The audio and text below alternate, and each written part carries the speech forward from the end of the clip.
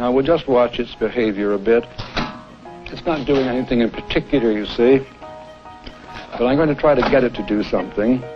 En 1948, el psicólogo Burgos Frederick Skinner publicó uno de sus hallazgos más importantes y famosos de toda su producción científica. Then, if you're governed by fear, you could very well make up superstitions.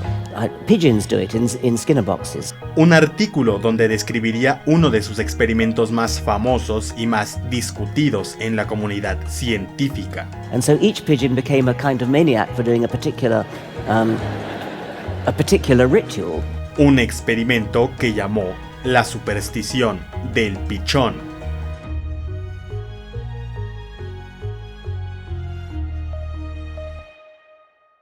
¿Puedes imaginarte a un animal haciendo un ritual para obtener alimento? Pues según Skinner, esto sí ocurre. Hoy vamos a hablar de animales entrenados, de supersticiones, de la religión y de qué tiene que ver todo esto con la baba de los perros, con los libros de ¿Dónde está Wally? Y con los bebés aprendiendo palabras. Vamos a analizar el experimento de la superstición del pichón, muy a fondo.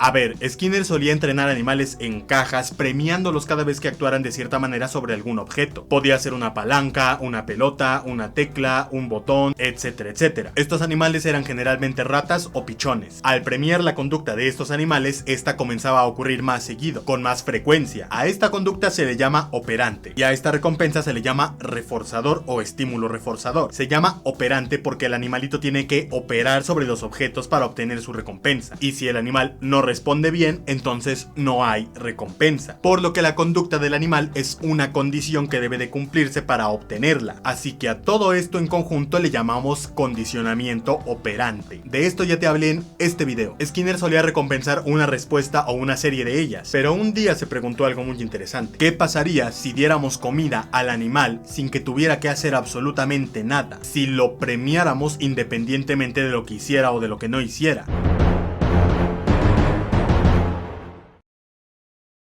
Lo que Skinner hizo entonces fue conectar un cronómetro al alimentador de la caja para que diera comida cada 15 segundos independientemente de lo que hiciera el pichón. El pichón no debía hacer absolutamente nada para obtener su comida, pero ¿qué crees que hizo el pichón? Uno pensaría que solo se quedaba quieto esperando el momento en el que cayera la comida, pero no pasaba eso. Dejaremos que el propio Skinner nos cuente qué era lo que pasaba. Una de las aves fue condicionada para que girara alrededor de la caja en sentido contrario a las manecillas del reloj. Otra embestía repetidamente una de las esquinas superiores de la caja. Otra desarrolló una respuesta de sacudimiento, como si colocara la cabeza en una barra invisible y luego la levantara una y otra vez. Dos comenzaron a realizar un movimiento de péndulo con la cabeza y el cuerpo, extendiendo sus cabezas hacia adelante y balanceándolas de izquierda a derecha de manera muy pronunciada. Otro pichón fue condicionado para que efectuara un picoteo incompleto y apresurado hacia el suelo, pero sin tocarlo. En replicaciones de este experimento también se ha reportado pichones aleteando, dando vueltas y demás, básicamente haciendo cualquier cosa, pero de manera muy repetitiva. Era como si los pichones creyeran que debían de hacer esos movimientos para conseguir su comida, y lo hacían durante todo el periodo que pasaba entre un reforzador y otro reforzador. Esta conducta es lo que Skinner llamó conducta supersticiosa, porque el pichón actuaba como si creyera que lo que hacía producía la comida, cuando en realidad lo que producía su comida era un cronómetro. Y esto convertía a la conducta del pichón en una conducta inefectiva, pero que parecía tener efectos. Un ritual que concretamente, objetivamente no producía nada, pero se repetía sistemáticamente para lograrlo. Pero la cuestión es, si los pichones no debían hacer nada para obtener su comida, ¿por qué hacían todas estas cosas? La respuesta más simple es que si algún movimiento random del pichón coincidía con el momento en el que se daba la comida, era como haber reforzado ese movimiento. Era como haberlo premiado por haber dado una vuelta, o por haber aleteado, o por haber movido la cabeza, o por haber hecho cualquier cosa que estaba haciendo en el momento en el que cayó la comida. Y el hecho de premiar una conducta, como en otros experimentos, hacía que comenzara a ocurrir más, con mayor frecuencia. Esto a todas luces parecía condicionamiento operante. Y luego de este experimento, Skinner y otros científicos solamente especularon cuánta de la conducta humana podía ser de este mismo tipo. Conductas que no tenían efectos, pero que nosotros creíamos que sí. Humans can can be no better than pigeons. We constantly create false positives. We touch wood for luck, see faces in toasted cheese, fortunes in tea leaves. Conductas como rezar, vestir una camisa de la suerte. These provide a comforting illusion of meaning. O como en la serie de Malcolm cuando Hal hace una chuza teniendo la bragueta abajo y termina haciendo todo un ritual antes de tirar porque cree que eso le permite ganar.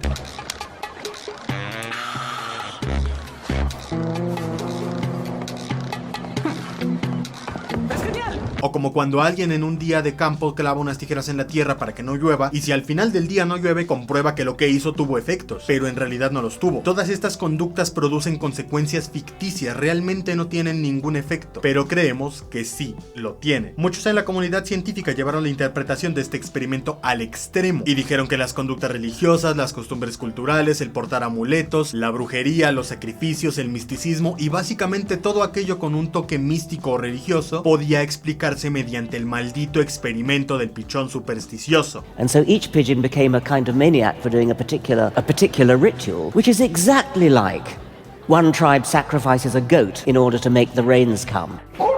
Y yo les digo, no es así. Este experimento proclamaba ser uno de los mayores descubrimientos de la psicología operante, pero para empezar, te tengo malas noticias. Esto no es conducta operante. Y no lo digo solamente yo, lo dijeron Cabrera, Daza y Rives desde 1975 y Rives una vez más en 1995. E incluso yo diría que también William Schoenfeld desde 1970. Esto no es operante, sino algo mucho más simple. Y te voy a explicar por qué. Skinner no tenía reparo en decir que esta conducta supersticiosa era un ejemplo de condicionamiento operante, y no lo culpo, a todas luces lo parecía, pero no lo era, porque si consideras a esto como condicionamiento operante te metes en un grueso problema con uno de los conceptos centrales de la teoría de la conducta, el concepto de contingencia. ¿Qué es eso de contingencia? Vale, vamos a dejarlo claro por si eres nuevo en esto de la psicología conductual. Una relación de contingencia, o también llamada solo contingencia, es una relación de dependencia y condicionalidad entre dos eventos, generalmente un estímulo y una respuesta. Básicamente es una relación donde una cosa depende de la otra. Por ejemplo, en el condicionamiento operante del que te hablé al principio, la recompensa no se da si el animal no actúa de determinada manera, es decir, la recompensa depende de la conducta y por tanto la recompensa y la conducta son contingentes. También se puede decir condicionales o dependientes. Este concepto viene originalmente de los experimentos de condicionamiento clásico de Ivan Pavlov, quien tenía un método para establecer relaciones condicionales o contingentes entre estímulos y respuestas. Es decir, desarrollaba dependencia entre estímulos y respuestas que originalmente no existía. El ejemplo más popular y paradigmático de este procedimiento es básicamente este donde Pavlov lograba que un perrito babeara cuando no debía de hacerlo. Así es, uno de los conceptos más importantes de la teoría de la conducta viene de la baba de los perros. Para dejarlo más claro, vamos a revisar el procedimiento de este experimento muy rápidamente. Muy simplificado, hay un estímulo que produce una respuesta biológica. Por ejemplo, siempre que le pongas comida en el hocico a un perro, va a producir saliva. Luego, hay otro estímulo que no produce la respuesta del primer estímulo, pero sí que produce otra respuesta. Por ejemplo, una campana no produce salivación, pero produce que el perro se oriente hacia el sonido que hace. Lo que sigue ahora es presentarle al perrito un estímulo después de otro varias veces. Tocas la campana y das comida, tocas la campana y das comida. Lo que sucede es que ahora el perrito sí saliva con el sonido de la campana, incluso aunque no le des comida después. Las campanas biológicamente no tendrían por qué provocar salivación, pero es que ahora el sonido de la campana ha comenzado a condicionar la respuesta de salivar, que biológicamente no está vinculada con la campana. Es decir, hemos hecho que la presentación de la comida dependa del sonido de la campana. La campana es una condición que debe de cumplirse para que haya comida. Así que ahora la comida y por tanto la salivación dependen del sonido. Y decimos que el sonido de la campana es un estímulo condicional. Luego entonces son contingentes. Si tiempo después presentas solo la campana sin presentar la comida después, eventualmente el perrito va a dejar de salivar por la campana y ya no podremos decir que son contingentes o condicionales. La respuesta de salivar se habrá extinguido. Habitualmente en las escuelas a este estímulo le llaman estímulo condicionado, pero eso es un error de traducción y se entiende porque Pavlov escribía en ruso. El término correcto es estímulo condicional, no condicionado. Muy bien, pero yo te dije que esta conducta supersticiosa no era operante. Y ahora que sabes qué es una relación de contingencia, vamos a analizar una de las relaciones de contingencia más importantes en el condicionamiento operante y veremos si encaja con el experimento del pichón. Como ya habíamos dicho, en el condicionamiento operante la recompensa depende de la conducta del animal. Si no hay conducta, no hay recompensa. Y al contrario. Pero en el caso del pichón supersticioso, la comida no depende de la conducta del pichón. Depende solamente del buen funcionamiento de un cronómetro. Así que sencillamente no podemos decir que ahí hay una relación de contingencia. No podemos decir que la conducta y la comida son contingentes. Al menos no de la misma manera que lo serían en el condicionamiento operante. La conducta supersticiosa es algo que ocurre por casualidad y no por ninguna relación de dependencia, ni necesidad, ni condicionalidad, ni necesidad. Y no hay que confundir casualidad con contingencia. Esto sencillamente no es condicionamiento operante. Las operantes producen comida, pero por mucho que aletee el pichón, o por mucho que dé vueltas, o por mucho que balance su cabeza, esa conducta jamás va a producir su comida. Lo que produce su comida es un cronómetro. Pero si no es condicionamiento operante, entonces ¿qué es esto? La limitada teoría de Skinner solo nos deja una alternativa, que esto sea condicionamiento respondiente, condicionamiento clásico como el perrito y la campana. ¿Es la conducta supersticiosa un ejemplo de condicionamiento clásico? Pues no.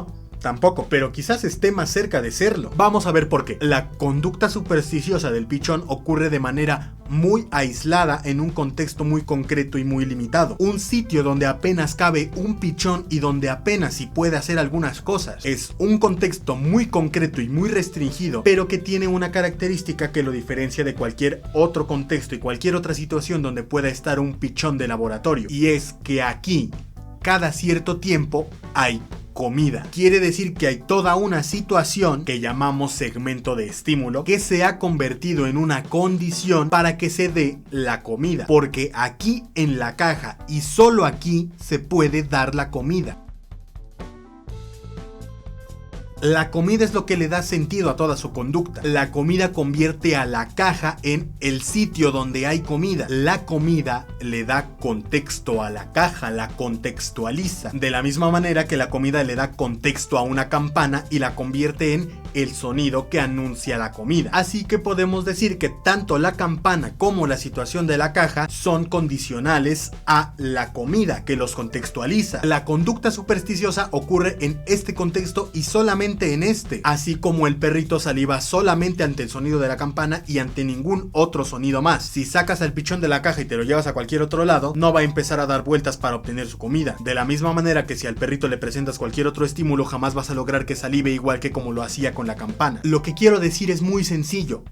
Esto y esto son el mismo tipo de conducta. En ambos casos la conducta del animal está relacionada con la comida, pero sucede sin tener contacto con ella. Su respuesta está desligada temporalmente de la comida, además de que ninguna de estas dos respuestas cambia la manera en la que se les presentan los estímulos. Por mucho que el perro salive, no cambiará el hecho de que la comida sea después de la campana, y por mucho que el pichón aletee o dé vueltas o haga cualquier cosa, no va a cambiar el hecho de que su comida salga cada 15 segundos. En este tipo de conducta, los animales identifican ya sea una situación general como el pichón o un estímulo particular como el perrito, y logran diferenciarlos de otras situaciones y de otros estímulos. Son situaciones y señales contextualizados por la comida. Y claro que salivar y dar vueltas son conductas muy diferentes, pero como ya vimos, están bajo el control del mismo tipo de relaciones de contingencia. Y ese es justamente el problema, que la psicología de Skinner no tiene espacio para este tipo de clasificaciones, porque su clasificación de la conducta suele ser casi exclusivamente morfológica. La psicología de Skinner clasifica respuestas, no relaciones funcionales. Si miramos las relaciones de contingencia entre estímulos y respuestas en lugar de la morfología solamente de la respuesta, cambia completamente nuestra forma de ver a lo psicológico, al grado en el que podemos decir que esto y esto son el mismo tipo de conducta. Cualquier actividad puede ser de este mismo tipo de conducta si está bajo el control del mismo tipo de contingencias y tenga la morfología que tenga. Cualquier actividad como salivar, dar vueltas, golpear incluso hablar, leer, gesticular, pueden ocurrir en este mismo nivel de conducta contextual. E incluso podemos decir que la interacción del perrito es más compleja que la del pichón, porque en términos de percepción es mucho más sencillo identificar toda una situación general que identificar solo una parte específica de ella. Por ejemplo, en los libros de ¿Dónde está Wally? Puedes identificar muy fácilmente que la situación general de cada página es,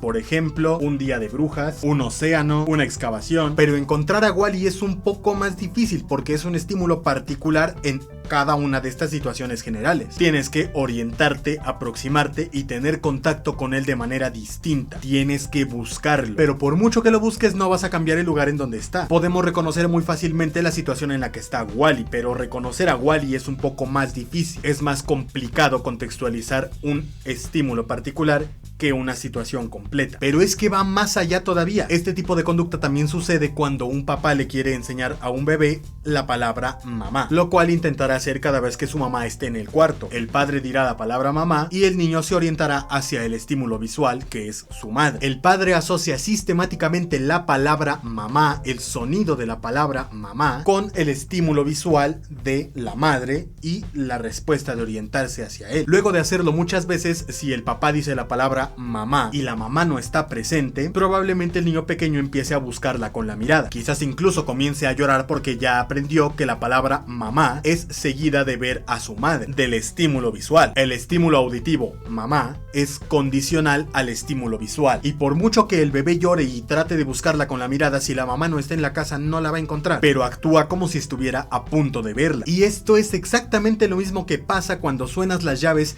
y tu perro se emociona porque lo vas a llevar a pasear, o cuando suenas una lata de atún y tu gato sale corriendo para ir a comer. Ninguna de estas conductas cambia la forma en la que se dan los sucesos, ni la situación en general. Solo es conducta que se ajusta y que permite diferenciar entre distintos estímulos y distintas situaciones. Así que todos estos son ejemplos del mismo tipo de conducta, a la cual llamaremos conducta contextual. Esta forma de organización de las relaciones de contingencia, es decir, esta forma de organización de la conducta, está en el primer nivel de 5 niveles de complejidad psicológica. Es el más simple de todos, además de que está presente en el resto de niveles superiores. El caso más simple de esta conducta contextual es precisamente el caso de interrupción, el cual es ejemplificado perfectamente por el pichón supersticioso, cuya actividad es interrumpida por un estímulo que contextualiza a una situación general. Y adivina qué, esto convierte al experimento del pichón supersticioso en el ejemplo más simple del tipo de conducta más simple que existe. Es lo más simple de lo más simple. Y luego está la conducta de tipo religioso, en donde están involucrados dogmas, valores morales, ética, tradiciones, historias e incluso lenguas distintas. En la naturaleza no ves pichones u otros animales rezando todas las noches antes de ir a dormir, como lo hacen algunos humanos.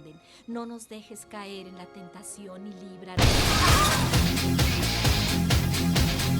Y tampoco es como que los pichones hagan esto por obedecer una doctrina milenaria de la fe de los pichones, hasta donde sabemos. Y los pichones tampoco rezan, ni van a misa, ni tienen que expiar sus pecados, ni portan amuletos, ni se flagelan, ni hacen amarres de amor, ni realizan sacrificios, ni cuentan historias, ni explican fenómenos por medio de mitos, ni adoran figuras de piedra.